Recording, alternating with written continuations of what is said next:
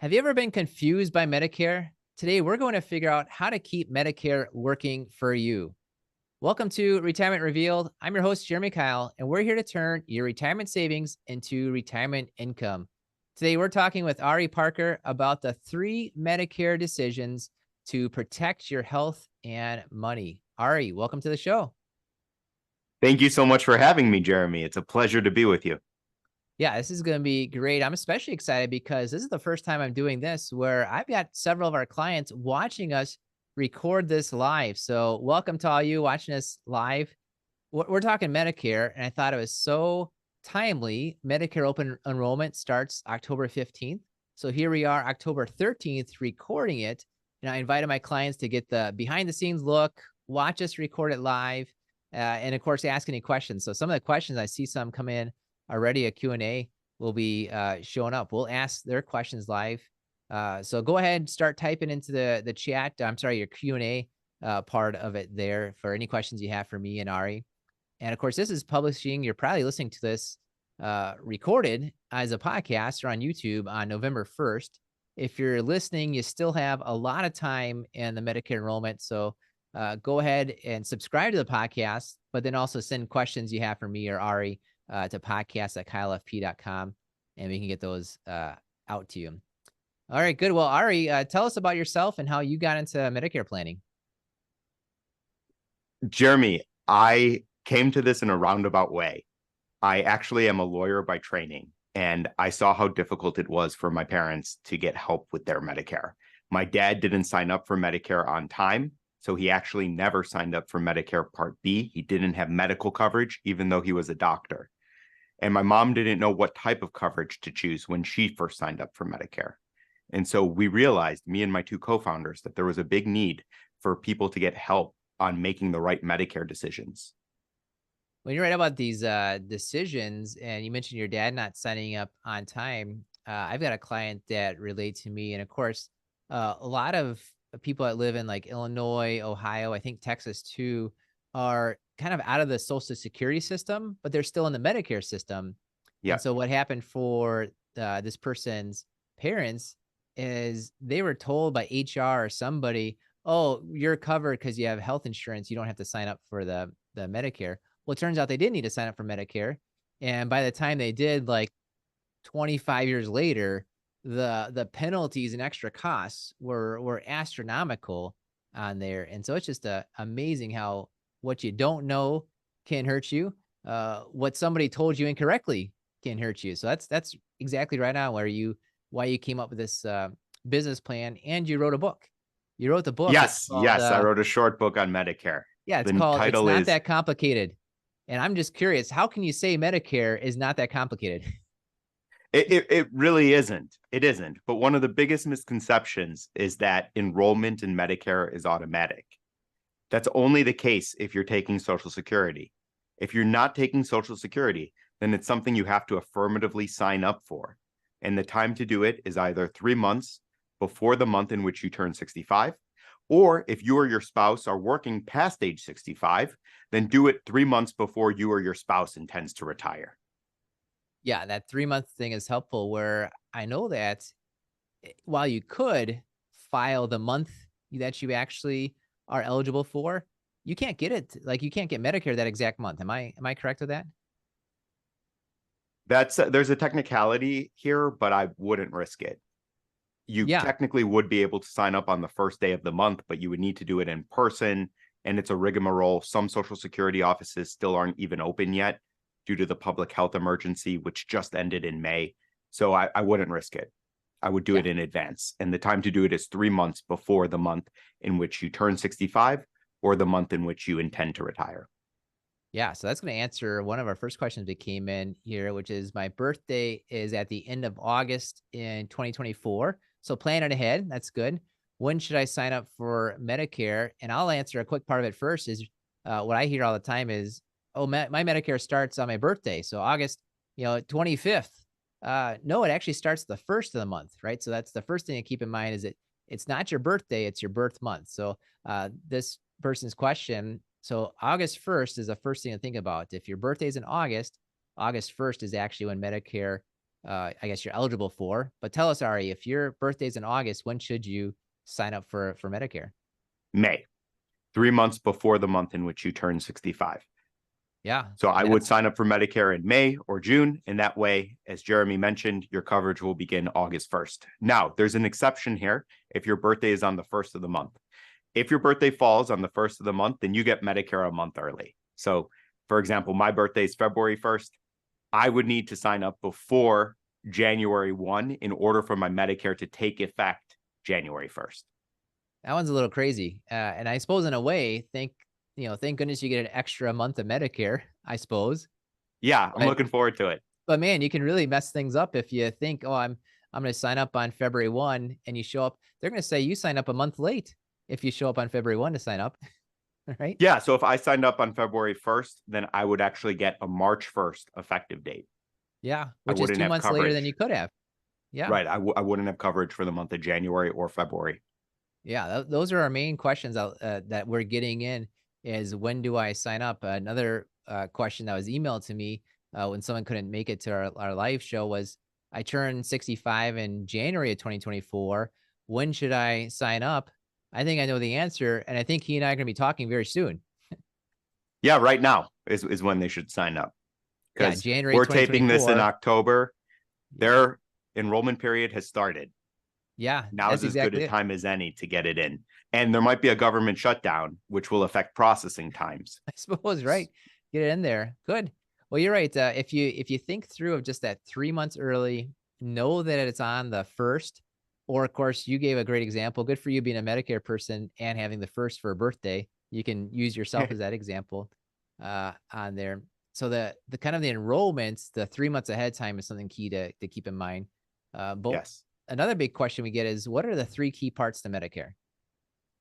Great question. The three parts that I write about in the book, it's actually what the book is organized around, is first, when to sign up for original Medicare. That goes 3 months before the month in which you turn 65 or 3 months before you intend to retire, or your spouse does for that matter. The second key decision is how will you cover the 20% of out-of-pocket costs that Medicare doesn't? People think that original Medicare covers all of their costs. It only covers 80% of your medical costs. You owe the other 20% out of pocket. For example, my mom had a knee replacement over the summer. It's a $40,000 procedure in the Chicagoland area. She would have owed $8,000 out of pocket for the knee. She broke her elbow last month too. She's bionic. She would owe 20% for the elbow had she not had some type of additional coverage. The third and final decision is which plan to choose. People don't realize that there are hundreds of health insurance companies offering thousands of plans nationwide. Here at Chapter, we search every single one of them, zip code by zip code, county by county. It's all at the touch of our fingertips. We have a platform that allows us to search across all of these insurance companies' offerings based on what's important to you. And we go through your 3 Ps here, which I'm sure we'll touch on in just a bit. Yeah, it's interesting too, where I think so many people are thinking, well, which company is best? Mm-hmm. And they ought to flip things around. Like, do I go with, Humana, United Healthcare? I'm just spouting some names off. It almost doesn't matter what you hear from anybody else, right? Really what's most important to you is what matters. And then you work backwards towards, well, here is the plan and here is here's the company and here's the plan that makes for you. And you mentioned zip and county because it changes by zip and county. It does, indeed. Yeah. And people see a lot of advertising around Medicare. No time like right now because we're approaching the Medicare open enrollment period. And people could choose their favorite Medicare Advantage spokesperson. They see Joe Namath, William Shatner, Jimmy Walker. Joe Namath doesn't know your doctors. He doesn't know your drugs. And Joe doesn't know what's important to you. So don't choose a plan based on what's advertised off television. Yeah, that's exactly it. And speaking of the plans, that's really, I think, where some of the confusion comes in, where there's different pieces of Medicare, the A, the B, the C, the Hmm? D. That's somewhat a decision, but I think it's more of a knowledge thing. So just let's go through those four parts: the A, the B, the C, the D parts Sure. of it. Sure. So you can picture Medicare as a three-legged stool, and you need all three legs of the stool in order to have stable, comprehensive coverage. The first leg of the stool is hospital coverage. That's Part A. The second leg is medical coverage. That's Part B. The final leg of the stool is drug coverage, Part D. D is in drugs. Yeah, and what's interesting, that Part D part, that's not like you enroll through the government like you do A and B, right? That's more kind of that's like a company's doing it for you. Yeah, so Part A and Part B come directly from the government, your red, white, and blue card. That's what you apply to enroll in. It's also called Original Medicare. So Part A and Part B come from the government. And if you've worked 10 plus years or your spouse has, there's no monthly charge for Medicare Part A, but there is a monthly charge for Medicare Part B. It'll be roughly $175 in the upcoming year. Part D, you get through a private insurance company. That's your drug coverage. And with that private insurance company, I think another part of it that gets interesting is this just decision between supplement versus advantage. And I think that's what you're talking about with how do you cover that 20% out of pocket. Before I ask you the differences between supplement and advantage, which is probably our number 2 question people have after when should I roll, it's should I go a supplement or advantage. There's a lot of people that don't have either. I was looking this up. 10 million people in America do not have an advantage or a supplement. Of course, here I am, I'm in Wisconsin calling it supplement. I think 47 out of 50 states call it Medigap. So Medigap supplement, it's the same kind of thing. 10 million people in America do not have extra coverage from Medicare Advantage or Medicare supplement. Why is that so dangerous? It's so dangerous because you owe 20% out of pocket and sky's the limit on what you might owe. To go back to the example of my mom, she would have owed $8,000 for her knee, plus 20% of breaking her elbow and getting a replacement, getting surgery on it. And that really adds up. And you owe that money out of pocket. So you could declare medical bankruptcy if you don't have coverage on the 20% you owe out of pocket with Original Medicare. That red, white, and blue card only covers 80% of your medical expenses.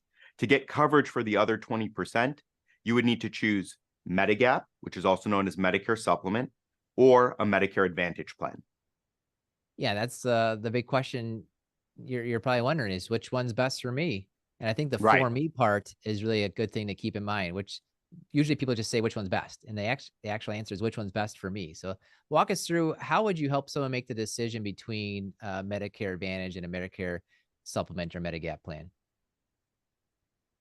It depends on what's important to you. So if you value the most comprehensive coverage and having flexibility and peace of mind, then I would say Medigap is right for you, as long as you can afford the premiums, which are higher than on a Medicare Advantage plan. If you prefer having the lowest costing plan and you don't go to the doctor very often, then Medicare Advantage might be right for you, but there are some restrictions on it.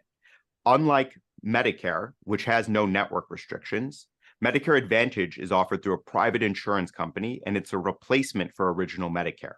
Now, in exchange, it must be at least as good as what you would have received under Original Medicare. And it also establishes a maximum out of pocket, unlike Original Medicare, but it is managed care subject to network restrictions like an HMO or a PPO. It operates similar to your work provided coverage. Yeah, there's so many ways to go with it. So I want to go into a couple of things to highlight.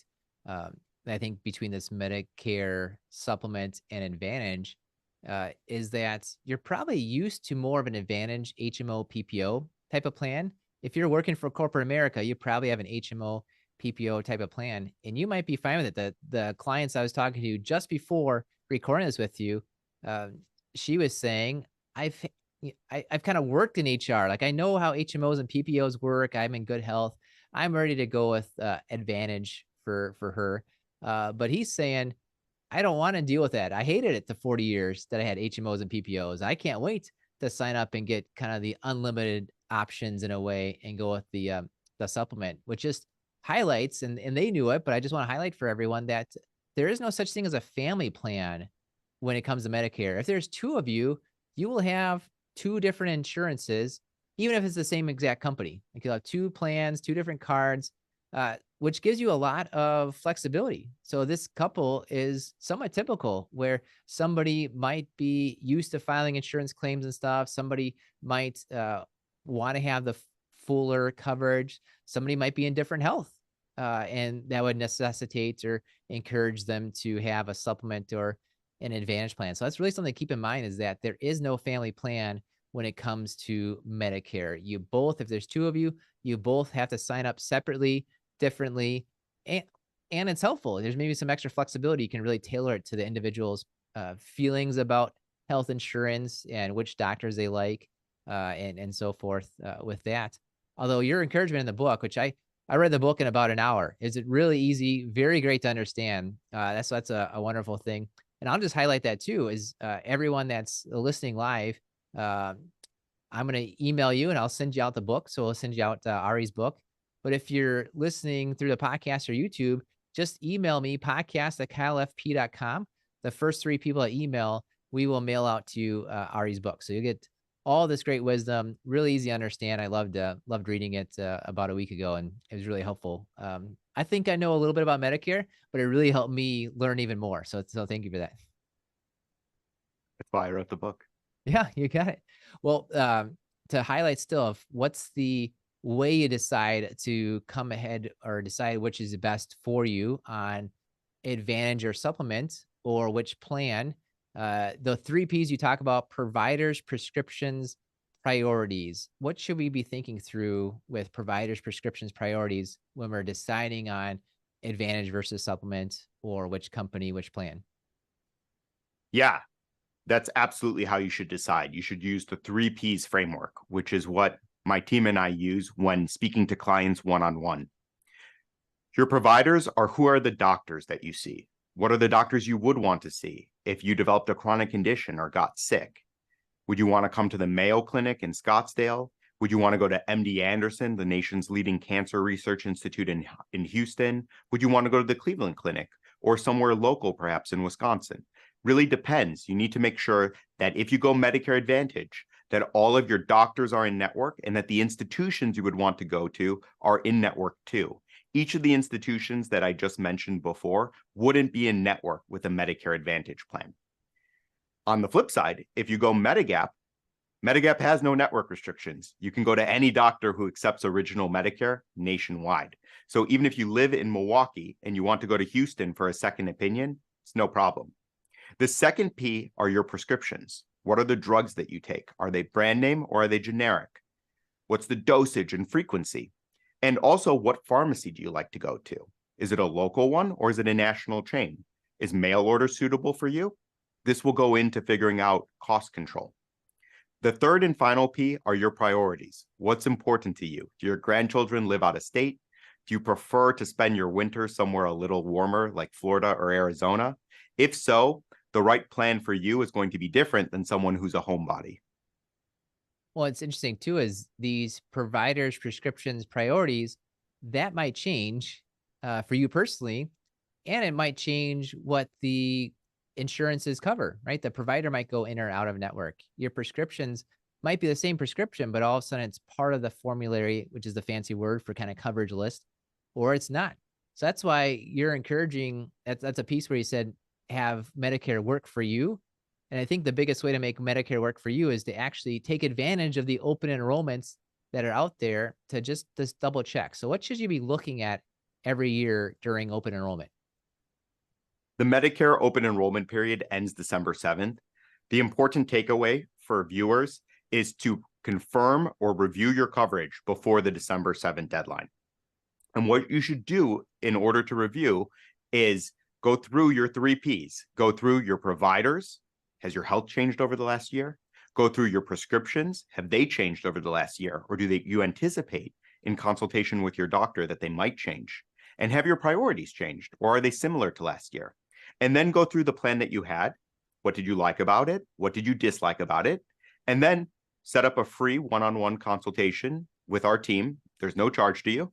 And review your coverage for the upcoming year so we can see what's out there and what might work for you for 2024, because there are also important legislative changes that are going into effect for next year. Yeah, I saw that. I saw one piece of it. You share me with the another one, and I'm sure there's a lot of them, but what are maybe some of the highlights of what's changing with Medicare in 2024? The biggest change in a generation is going into effect on Medicare Part D. D is in drugs. For the very first time, there's going to be a maximum out of pocket on seniors' prescription costs. Previously, there'd been no maximum out of pocket. Even for 2023, there wasn't one. So some seniors were paying $6,000, $7,000. Some were even paying more for their prescriptions. That's all changing beginning in January. Starting January, there's going to be an out-of-pocket maximum of roughly $3,300 on seniors' prescription costs. And that's actually going down to $2,000 beginning in 2025. Yeah, that's going to be a big help. And I'm just going to ignore any politics of who should pay for whose coverage or whatever. If you're on Medicare, it's amazing how much one's personal politics change once you get on Medicare or get on Affordable Care Act. That's just my little, sidebar. But if you're on Medicare, here's the rules that are out there. And believe me, it's a huge help. If you're the person on Medicare, that these out-of-pocket expenses are getting capped off. But still, Indeed. that's 2,000. That's 3,300 a year that you could be paying, and it's still important to make that decision of, am I on the right prescription, drug plan? Am I on the right Advantage plan? Because if you're on Advantage, typically your prescription drugs kind of go with it. So you want to review that prescription drug piece of it with Advantage every year. That's right. That's right. My saying is marry your Medigap, date your drug or Advantage plan. So your Medigap is guaranteed renewable as long as you keep paying your premiums. Your drug plan adjusted every year, because here at Chapter, we save our members $1,100 on average just by taking 15 minutes to review their prescription plan. Same thing goes with their Advantage plan. Review it every year, because the 3 Ps change, your health needs might change, your priorities might change. When it doesn't cost you anything to review it, maybe a little bit of time, maybe calling somebody. And I would call somebody who's a broker. When a lot of times you're responding to ads that are mailed to you, you're calling into AERP, United Healthcare, Humana. You're calling in directly, and they can answer any questions about their one particular plan. Imagine all the research you don't have to do if you just talk to a Medicare broker that has access to all the different programs that are out there to say, let's not look at the whole level of plans and go from the top down. Let's go from the bottom up of you, and let's plug in your providers, your prescriptions, your priorities, so that we can let the computers do their work and say, well, based on that, here is the type of plan, here's the insurance company, and here's the plan with that insurance company that saves you the most money or accomplishes, the best combo of your priorities and lowest prescription costs and having the right providers there. Yeah, and that was a beautiful description of why it makes sense to work with an independent, unbiased advisor. I should mention that the government's website, Medicare.gov, is a useful resource as well. That's a good point. I've used that for years now, and I think one of the best things out there with the government is their Medicare site, where you can plug in things like your prescriptions, especially, and your providers, and really just, they tell you what the costs are, which is amazing. I'm a big fan of that site. If you don't want to feel the sales pressure, if you think that's a thing, then at least go to the Medicare.gov site and do it yourself. And it's absolutely free. And like you said, when you're talking to new clients for your company, there's at least $1,000 of savings that averages out of, wow, you use these medicines, and based on that, this other drug coverage. I got a feeling even the same company but a different plan within that company might be a different story for you. That's right. And no one should ever feel sales pressure. That's against Medicare's rules. So if you feel sales pressure when speaking to an advisor, hang up. Yeah, great advice. I've got a few more questions that come in here. And I think this one's going to be important because it's a highlight. I was going to highlight this anyway, something that you said in your book, where you can start Medicare Part A and B at different times. How is that possible, and why would somebody maybe do that? Great point. Yes. If someone is still working or they're on their spouse's insurance and they plan to continue on it past age 65, then in many circumstances, it makes sense to take Medicare Part A, but defer Medicare Part B, so long as yours or your spouse's employer has 20 or more employees. That's critical. If yours or your spouse's employer has 19 or fewer, then you need to sign up for Medicare by way of turning 65. Now, why does it make sense to have Medicare Part A? Because under Medicare Part A, you only have a $1,600 deductible on your hospital stay. So if your hospitalization deductible is more than that on yours or your spouse's work coverage, then you're going to get a benefit from Medicare by setting that cap at $1,600 per stay. Yeah, it gets so interesting and personal. I'm thinking of just a few situations, and I've had people say, "Well, I don't need to sign up for Medicare because I have my retiree coverage." Well, wait a second. Retiree coverage doesn't count. Retiree coverage doesn't count. COBRA doesn't count. You or your spouse has to be actively working, getting the group health coverage from that employer for you to be allowed to defer that A and B. And you could defer both A and both B. Why might you defer A? Is because you might be somebody that loves the HSA plans where you can put money in, get a tax deduction, take it out later on tax free, and you're actually making use of it. I've had a lot of people tell me, I like my HSA. I don't want to sign up for Medicare Part A. Well, I look into it. They're putting in $25 a paycheck.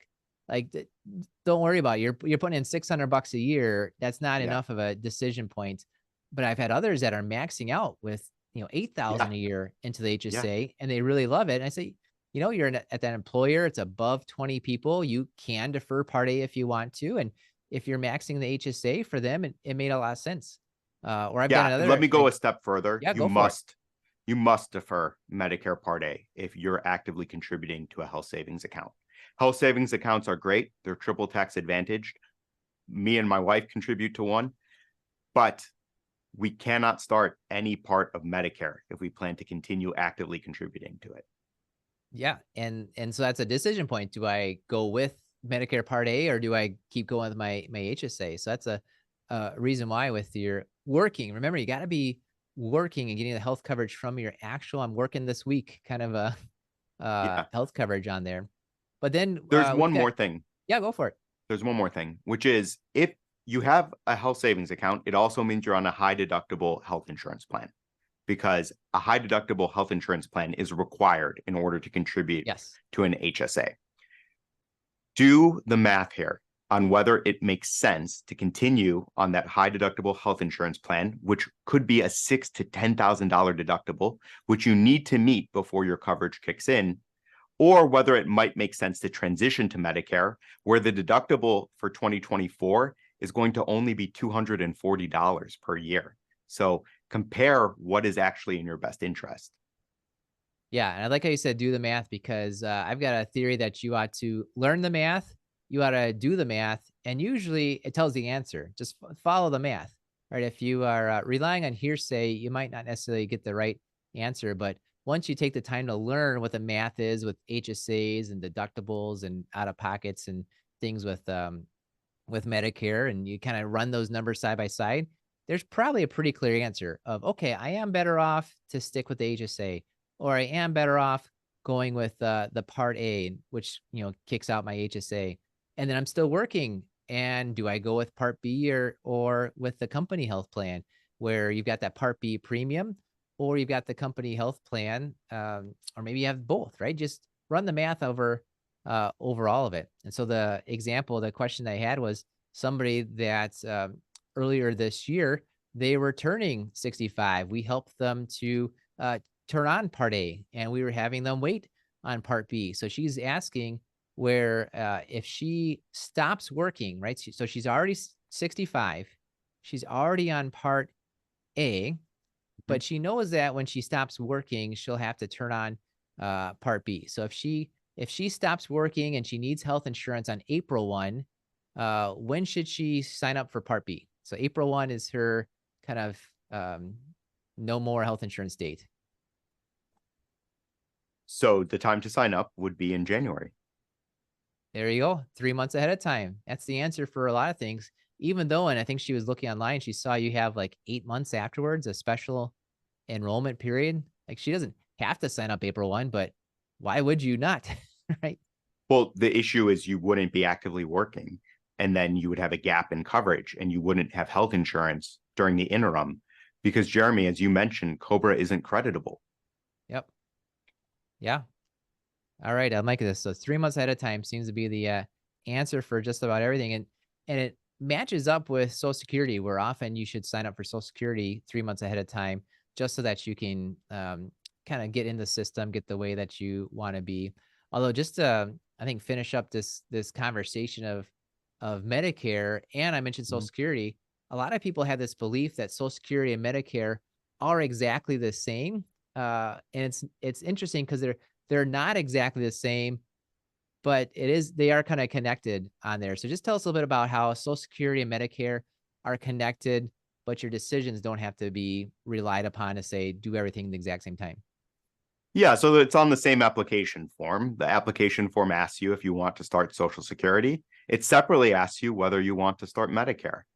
Some people choose to start both at the same time, but as Jeremy mentioned, you don't have to. You can decline to take Social Security. Perhaps you're waiting until your full retirement age, or maybe until age 70. That's totally okay, even if you intend to start Medicare at age 65.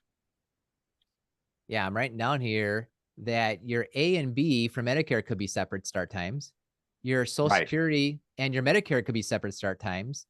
You and your spouse could start Social Security or Medicare at different start times. It's interesting. A lot of people feel like we got to do it together. We got to do it on retirement date. We got to go at 65 or 62 or the different ages out there. My encouragement when it comes to things like retirement is you should retire when you want to and you can afford to. And my idea on things like Medicare are you should take Medicare when it makes the most sense for you financially. And, there's the rules out there about turning 65 and the 20 plus employers and doing the math there on which one's the best for you. And when it comes to Social Security, uh, you should take Social Security when it gives you and your spouse the most chance at the most lifetime income.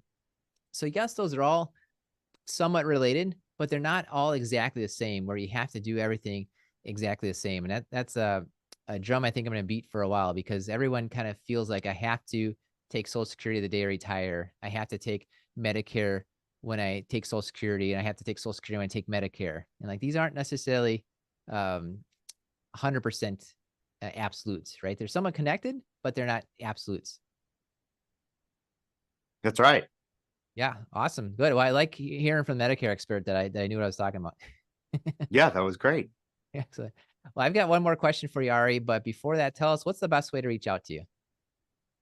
So the best way to reach out to us is to visit our website, askchapter.org, or you can call us toll free at 888-487-2023 to get help from our team of licensed Medicare experts. And there's no charge to work with us.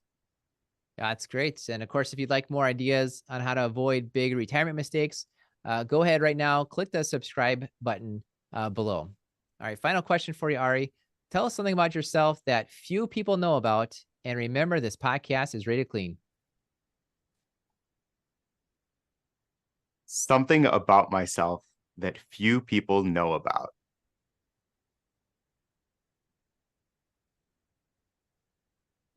Jeremy, I don't have a great answer for you on the spot. I feel like my friends and family know just about everything about me. I guess when you write a book, you become an open book. Although, tell me, you mentioned you're from Chicago, but you live out west. What brought you out there? My wife is a professor of rocket science at ASU. Okay, that's Yeah, awesome. her Yeah, mind so is in space, that's and that's she's had great. that dream since she was 9 years old. So it's amazing to move out here to Phoenix and watch her on her mission to Mars. Oh, that's so fun. That's great. I had a 1 week internship at ASU in material science about 25 years ago, and so I was out there. I got to live that dream for about a week. That's awesome. What type of material science? uh, 25 years ago beats me. Now my head's full of Social Security and Medicare facts. Yeah, but it was fun. I was a physics major back in the Yeah. day, and then I was planning on going into the military, but I hurt my back. I couldn't do that, and then my Mm. my aunt said, "You're good at math, and you like helping people, you should go become a financial advisor. And she was right on. So you've been a financial advisor for the past 25 years on your aunt's advice. Yeah, yeah, 20 years, because that was the beginning of a college is when I went to ASU for a week there. But yeah, 20 years as a financial advisor. Wow. Yeah, It's amazing how that can work out and how one moment can shape everything else that comes after. yeah, that's exactly it. Awesome. Well, enjoy your time in the sunny West at ASU, with your wife being a rocket scientist, and of course you're helping everyone with Medicare. And thanks for coming on. I want to mention again that if you want a copy of Ari's book about Medicare, it's not that complicated. The first 3 people that email me, podcast@keilfp.com, I will send that book out to you. And if you don't make the first 3, that's all right. You'll have a link in there so you can buy Ari's book and on your own there. But thanks, Ari, for coming on out. This has been very informative about Medicare and simplifying it all for us. Thanks so much for having me, Jeremy. Yeah, thank you. And thank you for listening to the Retirement Reveal podcast. We believe if you know more about your money, you'll feel better about your money and you will make better money decisions. Great.